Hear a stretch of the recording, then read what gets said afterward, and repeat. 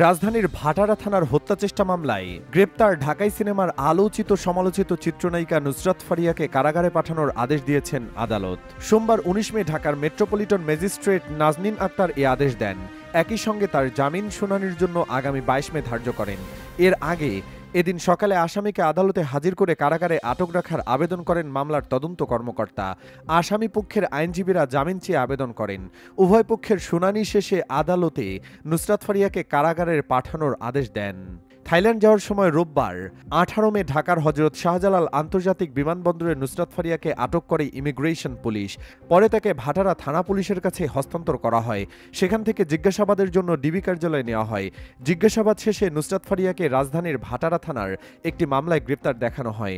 জানা গেছে, নুসরাত ফারিয়ার বিরুদ্ধে ২০২৪ সালের বৈষম্য বিরোধী আন্দোলনে হত্যাচেষ্টার ঘটনায় ভাটারা থানায় একটি মামলা রয়েছে। মামলায় তাকে বৈষম্য বিরোধী আন্দোলনের বিপক্ষে অবস্থান নিয়ে স্বৈরাচার আওয়ামী লীগের অর্থের যোগানদাতা হিসেবে উল্লেখ করা হয়েছে। উল্লেখ্য, নুসরাত ফারিয়াকে সবশেষ জিন ৩ সিনেমায় দেখা গেছে। গেল ঈদে মুক্তি পায় সিনেমাটি। এতে তার বিপরীতে ছিলেন আব্দুন নূর সজল। ছবিটি পরিচালনা করেন কামরুজ্জামান রোমান।